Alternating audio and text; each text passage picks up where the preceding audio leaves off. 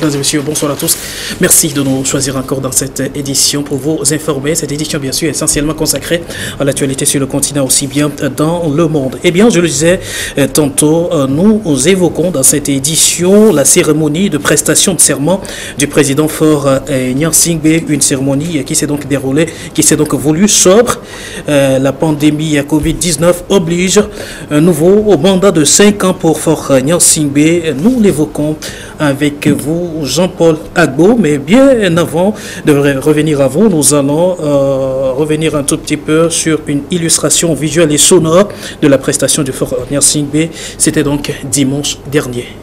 Devant Dieu et devant le peuple togolais, seul détenteur de la souveraineté populaire, nous, Faure Sozemna Gnassingbé, élu président de la République conformément aux lois de la République, jurons solennellement de respecter et de défendre la Constitution que le peuple togolais s'est librement donnée,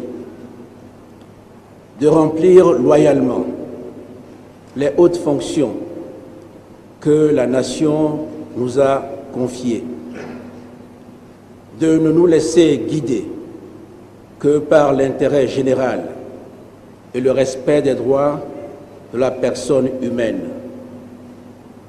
de consacrer toutes nos forces à la promotion du développement, du bien commun, de la paix et de l'unité nationale,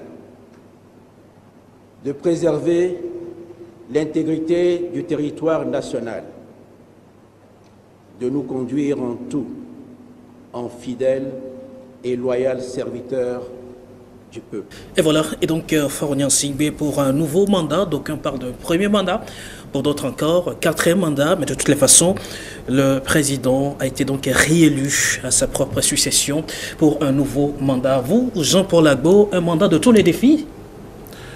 Oui, chaque mandat est un mandat de tous les défis, parce que les attentes sont nombreuses dans notre pays, et aussi bien ceux qui ont élu Faure Gnassingbé que ceux qui ont porté leur suffrage sur d'autres candidats attendent de lui justement qu'il y répond. C'est son quatrième mandat. Il y a un certain nombre de choses qui ont été très bien faites, d'autres ont été seulement bien faites, d'autres sont toujours en attente d'être faites. Donc il lui appartiendra par rapport à ses promesses de campagne, et puis plus globalement à toutes les attentes dont on évoquera un certain nombre tout à l'heure, de répondre à ces instances qui sont celles des Togolais. Justement, vous, en tant qu'observateur, si vous avez demandé de mener une petite analyse sur ce nouveau mandat, que répondrez-vous? Alors, je pense, et le président aujourd'hui en exercice, et non plus le président élu, puisqu'il a prêté serment, c'est le président en exercice. Lui-même, il s'était engagé sur un certain nombre de chantiers, aussi bien pendant la campagne qu'après, puisqu'il a rappelé lors d'une interview accordée à nos confrères de Financial International. Je crois que d'abord, c'est un défi, pour moi, un défi de préservation de la paix et de la sécurité.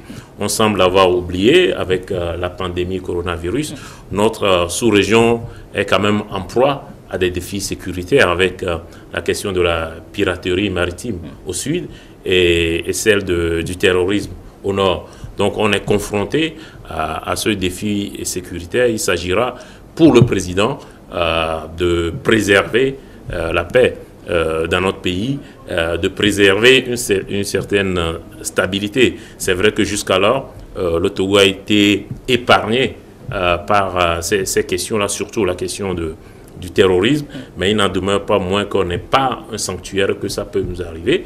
Et donc, il appartient au président de la République de préserver cet îlot de sécurité que notre pays constitue. Ensuite, la question de la gouvernance concertée, la bonne gouvernance qui fait partie aussi des attentes des Togolais.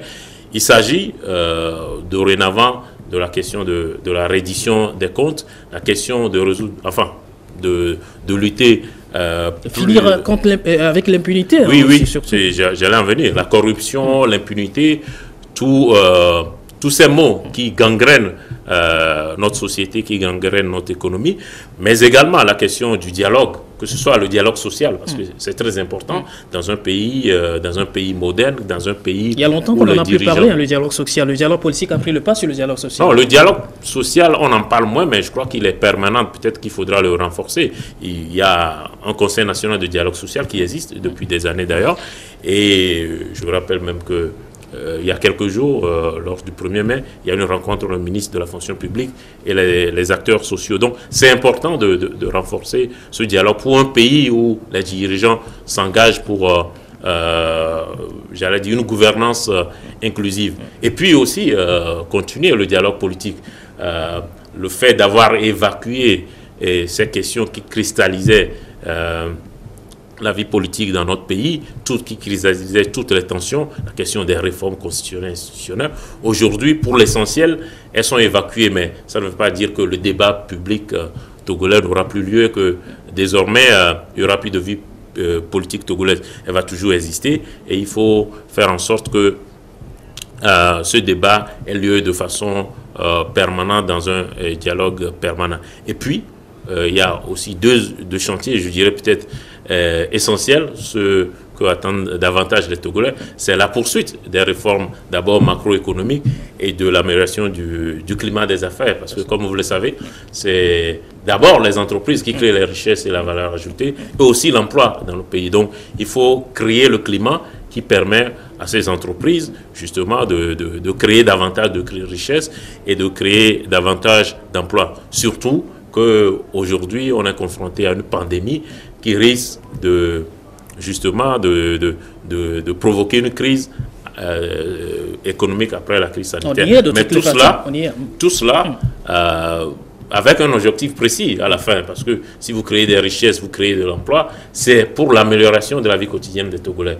C'est pour que chacun puisse avoir accès à un minimum vital et accès à ce qu'on appelle le minimum social, la question de l'éducation, davantage de protection sociale, mais aussi un système de santé plus performant et auquel ont accès nos compatriotes. C'est vrai que tout est prioritaire aujourd'hui, hein. Mais si vous êtes demandé à ce que ce nouveau mandat de Faure Gnassingbé se positionne sur des priorités, en 2-3 mots, que diriez-vous?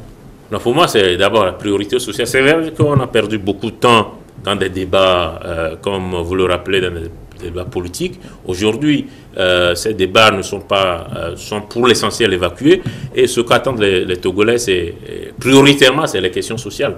Il faut répondre, il faut que les gens aient le sentiment qu'on a un système éducatif qui permet à leurs enfants d'aller à l'école, de bien se faire former dans un contexte régional et international. Mais je rappelle qu'on est à la fin d'un mandat social. Hein. Alors, on est pratiquement à la fin d'un mandat social. Vous conviendrez avec moi. C'est une suite maintenant. Oui, bien sûr. Vous conviendrez avec moi qu'en 5 ans, on ne peut pas résoudre tous les problèmes de la Terre. Donc, il s'agit, c'est pour ça que je parle de renforcer un certain nombre d'actions. Prioritairement, pour moi, c'est la question sociale.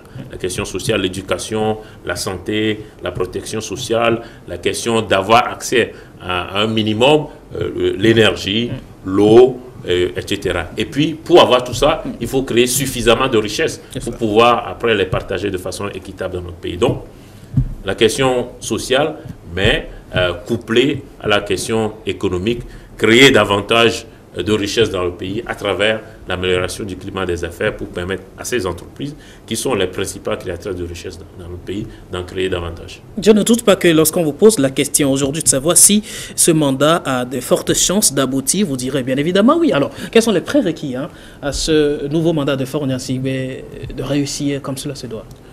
Alors, moi, je pense que ce mandat doit être conduit de façon j'allais dire, concertée, inclusive.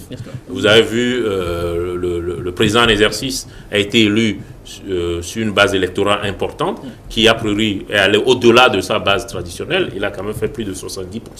Ça veut dire qu'il a élargi sa base électorale. Donc il faudra répondre à tous ces attentes. Donc un mandat inclusif, avec, comme je l'ai dit, un dialogue permanent et concerté avec aussi bien les acteurs sociaux qu'avec les acteurs politiques. Mais surtout, il faut continuer toutes les réformes macroéconomiques et toutes les réformes qui ont trait, comme je le disais, à l'amélioration du climat des affaires. Parce que si vous ne produisez pas suffisamment de richesses, si les gens ne sont pas au travail au quotidien, il va être difficile de créer des richesses et donc de les partager. Donc il faut nécessairement que on consolide un certain nombre d'acquis. Vous savez que depuis plusieurs années maintenant, le Togo fait une croissance assez importante, de l'ordre de 5% depuis 5 ans. On a multiplié notre PIB par 2 en 10 ans. Donc il faut aller vers... il faut conforter ce genre d'acquis et permettre à notre pays, encore une fois, de créer des richesses pour faire vivre la majorité de nos compatriotes. Nous sommes aussi dans une ère, j'allais dire, géographique, régionale, où il y a la concurrence des autres pays qui veulent atteindre les mêmes objectifs que nous. Donc, il nous appartient de créer plus de richesses qu'eux, de travailler davantage qu'eux et de vendre davantage nos pays pour attirer des investisseurs qui peuvent accompagner la question de développement mise en œuvre par les autorités, notamment à travers le PND. Très bien. Lorsqu'on considère un peu le climat post-électoral et jusqu'à la prestation du serment du président élu, est-ce qu'on peut aujourd'hui s'attendre à la formation d'un gouvernement d'ouverture dans les prochaines heures? Alors, vous savez que... Vous n'êtes pas bien sûr dans le secret des dieux. Oui, former un gouvernement relève exclusivement des prérogatives du chef d'État. Lui appartient de faire la lecture de la situation aussi bien politique que sociale dans notre pays pour en décider. Pour ma part, je viens de le dire, il y a 70% de Togolais qui ont porté le suffrage sur son nom. Je pense que un gouvernement d'union, après, où est-ce qu'on situe le curseur? Est-ce que si on a 5-6 ministres venus de la société civile, du monde universitaire, et même d'autres formations politiques qui n'ont pas soutenu sa candidature, est-ce que ce sera suffisamment ouvert ou il en faut plus? Bon, c'est à lui de voir où mettre le curseur, mais je pense qu'il faut quand même élargir l'équipe qui entoure, qui porte la politique du président de la République. Je parlais tout à l'heure des questions de développement, des questions d'amélioration du climat des affaires, des questions de richesse. Je pense, par exemple, et ça n'engage que moi, que des regards extérieurs, par exemple des gens issus du secteur privé, qui ont un regard plutôt extérieur sur ces questions, peuvent être un plus dans une équipe gouvernementale. Ça peut être le cas aussi d'universitaires et qui peut venir renforcer une équipe essentiellement constituée de politico-administratifs. Mais encore une fois, tout cela relève exclusivement des prérogatives du président en exercice. Jean-Paul Agbo, merci. C'est moi qui vous remercie. Je rappelle, vous êtes journaliste, éditorialiste. Merci d'être passé dans cette édition.